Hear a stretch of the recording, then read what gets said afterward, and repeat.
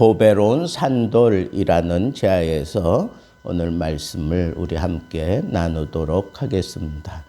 예수 그리스도를 이렇게 돌에 비유해서 베드로가 이렇게 그리스도의 사역에 대해서 또 그 그리스도를 받아들이고 따르는 혹은 받아들이지 못하는 자들에 대해서 그리스도께서 혹은 거치는 돌도 되고 반석도 되고 뭐 이런 식으로 예수 그리스도를 믿는 그 믿음에 대해서 이렇게 구분하고 있는 것을 보게 됩니다. 특별히 여기 보배로운 산돌이라고 그렇게 예수 그리스도를 표현을 했는데 산돌이다라고 하는 것은 살아있는 돌이다. 뭐 그런 의미도 있고 그만큼 쓰임새가 있는 돌이다라고 얘기를 하는데 특별히 이렇게 돌에 대해서 살아있다라고 표현한 것은 신령함을 나타내기 위해서 이런 표현을 한 겁니다. 신령함을 나타낸다. 이 돌이 신령하다라고 하는 것은 그만큼 쓰임새가 있다라고 하는 것을 강조하기 위해서 그렇게 얘기를 하고 있는 겁니다. 그러면 하나님이 보실 때에도 쓰임새가 있는 그런 돌, 그것은 바로 하나님 앞에 지어져 가는 성전을 지칭할 때 쓰였던 그런 단어입니다. 그래서 산돌같이 신령한 집으로 세워지고 그렇게 얘기를 합니다. 그러니까 보배로운 그 신령한 집의 의미는 성전을 가리키는 겁니다. 성전. 그래서 신령한 집으로 세워졌다라고 하는 것은 바로 이 산돌이 이 성전으로 그렇게 세워졌다라고 하는 것을 얘기하고 있는 것입니다. 그래서 그 신령한 집에서 신령한 제사를 드리는 거룩한 제사장들이 그 집을 이렇게 받들게 되는 것을 얘기하는 것이죠. 우리 예수 그리스도께서 이렇게 신령한 돌이 되신다. 성전이 되신다. 그리고 그 성전을 거룩한 제사장들이 지켜나가게 된다라고 하는 것을 표현한 것입니다. 그런데 이 보배로운 산돌에 대해서 믿음을 가지고 따르는 자들은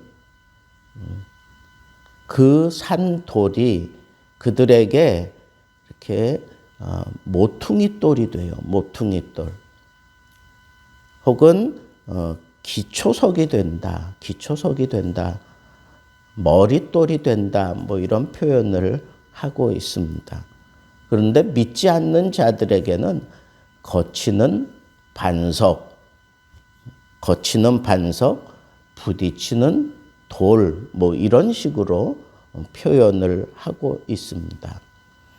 그러니까 예수 그리스도를 이렇게 돌에다 비유해서 계속 설명을 하고 있는데 예수 그리스도는 여기 보면 모퉁이 돌이라 그랬어요. 모퉁이 돌. 성전인데 예수 그리스도를 모퉁이 돌이다 또 이렇게 표현을 해요. 모퉁이 돌은 그 이스라엘 백성들은 집을 지을 때 가장 기본이 되고 그리고 모범이 될 만한 그런 넓적한 돌 그리고 튼튼한 돌 그것을 가장 오른쪽 구석에다가 딱 놓습니다. 그리고 그 돌을 기준 삼아 가지고 옆으로 이렇게 돌을 이렇게 놓고 그 다음에 또 위로 돌을 놓고 그래서 그 돌보다 삐져나온 것 있으면 자르고 모자란 부분이 있으면 그걸 이렇게 채우고 그래 가면서 이 모퉁이 돌에 어긋나지 않게 그렇게 잘 맞춰서 이렇게 성전을 지어가는 또 집을 지어가는 그런 것들을 설명하고 있는데 이걸 직접적으로 사도 바울은 에베소서 2장에서는 이 모퉁이 돌에 대해서 예수 그리스도가 그런 기초가 되고 거기에 따라서 그의 백성들이 그대로 그렇게 연결해서 하나의 성전이 되어 가는 것을 설명하고 있습니다. 그런데 그 모퉁이 돌이 되는 것은 믿는 자들에게 모퉁이 돌이 되어서 그 믿는 자들을 부끄럽지 않게 한다. 영원한 기쁨을 누리게 한다. 그렇게 은혜와 복을 주시지만 이 모퉁이 돌을 받아들이지 않아요. 믿지 않아요. 그런 사람들은 이 돌을 다 버립니다. 돌을 다 버려요. 그런데 하나님은 그것을 가지고 모퉁이 돌을 삼고 머릿돌을 삼아요. 머릿돌. 머릿돌이 뭐예요? 머릿돌은 언제 세워지고 이건 누구의 소유다라고 하는 것을 분명하게 기록하는 게 그게 머릿돌이에요. 그러니까 이 성전을 쌓기 위해서 모퉁이 돌을 따라 그렇게 늘어선 돌멩이들이 신자라고 할 수 있는데 그 신자들은 다 누구의 소유인가? 이 모퉁이 돌에 다 속한 거예요. 모퉁이 돌 대신은 예수 그리스도께 다 속해 있다는 거예요. 그걸 벗어날 수 없다는 거예요. 그걸 기초로 삼아서 그 위에 이렇게 쌓아간다는 겁니다. 소유가 분명한 거예요. 예전 2002년도 이 월드컵이 우리나라를 아주 그냥 들썩거리게 만들었는데 그 히든키가 좋아하는 그 선수들 보면 제가 볼 때는 저 발재간도 좋고 아주 기술도 잘 쓰고 그러던 선수가 있는데 이상하게 히든크는 그 사람을 기용하기는 하는데 아주 믿음직하게 기용하지 않아요. 또 마음에 안 들면 그냥 빼버려요. 그런데 나중에 인터뷰하는 거 들어보니까 축구는 발재간 가지고 하는 게 아니다 이거예요. 그럼 뭘 가지고 하는 건가? 그건 기초 체력이 튼튼한 사람을 가지고 90분 내내 지치지 않고 뛰어다닐 수 있는 사람, 그 사람을 히든크는 가장 선호한다 그랬어요. 90분 동안 줄기차게 뛰어다니면서 공격도 하고 수비도 가담하고 막 그 전술에 그대로 다 응하며 뛰어다니는 그 선수를 좋아하지 기술 좋은 사람 히든크는 그렇게 별로 좋아하질 않아요. 마찬가지예요. 우리의 신앙생활도 마찬가지입니다. 이 기초가 분명해야 돼요. 이 기초가 분명해야 돼요. 서예도 마찬가지입니다. 서예도 기초를 튼튼히 한 사람, 기초가 확실한 사람이 글도 힘있게 그리고 이쁘게 나올 수 있고 나중에 창작을 하더라도 그 기초를 기반으로 해서 한 사람하고 그 기초가 없이 그냥 한 사람하고는 그게 다릅니다. 분명하게 달라요. 신앙생활이라고 안 그럴까요? 마찬가지예요. 신앙생활도 어떤 지도자 밑에서, 어떤 목사님 밑에서 훈련을 받았느냐, 처음 신앙생활을 했느냐 하는 것이 아주 중요합니다. 그래서 그 기초가 어떤 목사님 밑에서 훈련을 받았느냐에 따라서 그 사람이 정통 신앙을 지켜가는 사람이 되는가 하면 어떤 사람은 조금 자유주의적인 그런 신앙 색깔을 가지고 그렇게 살아가게 되는 것이 그게 결정되어지는 거예요. 그래서 정말 중요한 것은 목사님이 어떤 신앙 색깔을 가지고 있느냐라고 하는 게 참 중요합니다. 그리고 어떤 생각과 어떤 의식을 가지고 교인들을 가르쳤느냐, 이게 참 중요합니다. 그래서 우리가 이사 가거나 그럴 때 함부로 아무 교회나 막 다니면서 교회를 결정하면 안 돼요. 어제도 우리 중학교 때 함께 신앙생활했던 그 친구들이 미국에서 와서 같이 모여서 이런저런 얘기하면서 자연스럽게 교회 얘기를 하고 막 이러는데,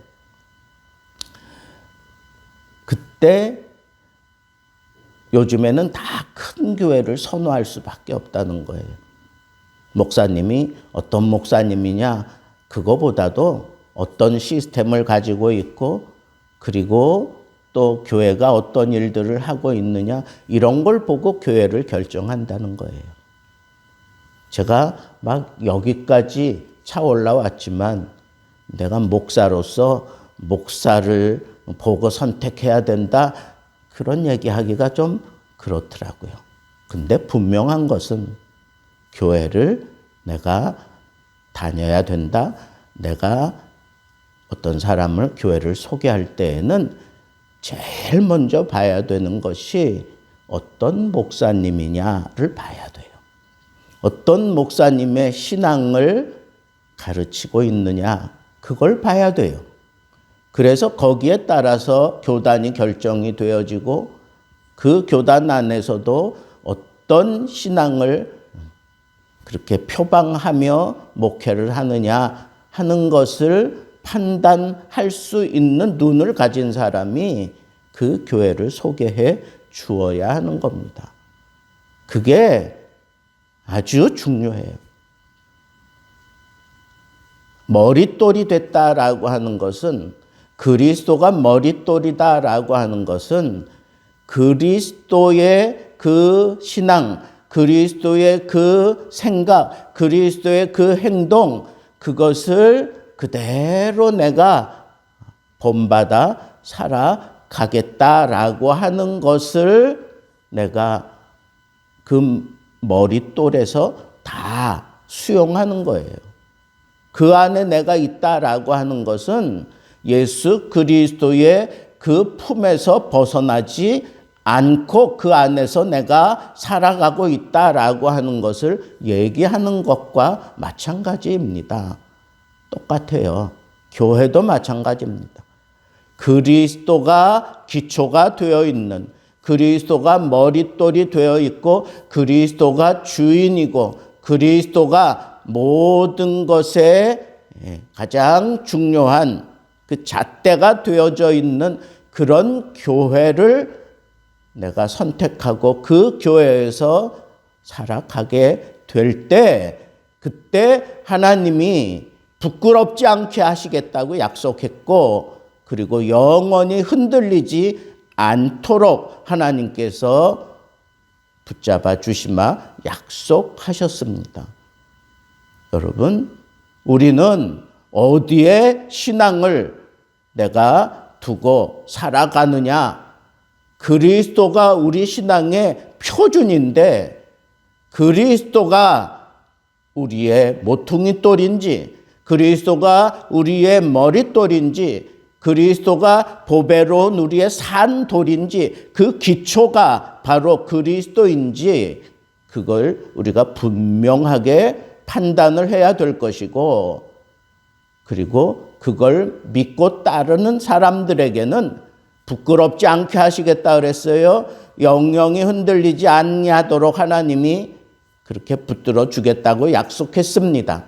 그런데 그러지 않고 그리스도가 모퉁이돌이 아니고, 그리스도가 기초석이 아니고, 그리스도가 머릿돌이 아닌 그런 신앙을 표방하는 사람들은 결국은 그리스도가 그들에게 거치는 돌이 돼요. 배를 타고 가다가 그 거치는 반석에, 그 거치는 돌멩이에 부딪혀서 배가 파손되는 것처럼 결국은 그리스도에게 부딪혀가지고 파손되고 말 것입니다. 그리스도를 받아들이고 그리스도를 믿지 않는 사람들, 그런 사람들은 그리스도가 그들에게 오히려 거치는 돌이 되고, 그리스도가 그들에게 부딪히는 돌이 되고 말 겁니다. 거치는 돌, 이건 우연히 암초에 걸려서 그렇게 파손되는 거라면, 부딪히는 반석은 그건 의도적으로 함정을 파놓은 것과 같은 그런 돌멩이에 부딪히는 거예요. 여러분, 오늘날 많은 교회들이, 이단에 속한 그 교회들이 결국은 예수 그리스도가 모퉁이돌이 아니에요. 예수 그리스도가 기초석이 아니에요. 예수 그리스도가 머릿돌이 아닙니다. 그래서 거기에 다 부딪혀서 망가지고 무너지는 거예요. 여러분, 예수 그리스도가 우리 신앙의 표본이고, 우리 신앙의 기초고, 우리 신앙의 머릿돌이 되어서 우리는 그의 소유입니다. 예수 그리스도가 내 신앙의 첫 걸음이에요. 그런 믿음 생활을 우리가 살아갈 때 약속하셨어요. 부끄럽지 않게 하겠다. 흔들리지 않게 하겠다. 우리의 신앙을 한번 점검하면서 보배로우신 예수 그리스도가 나의 기초인지, 예수 그리스도가 나의 모퉁이돌인지, 예수 그리스도가 나의 머릿돌인지를 한번 생각하면서 내 믿음의 정도가 어떤 것인지, 내가 지금 정도를 따라 제대로 걸어가고 있는지 언제나 여기서 판단할 줄 아는 지혜로운 신앙인들 되기를 우리 주님의 이름으로 축복합니다.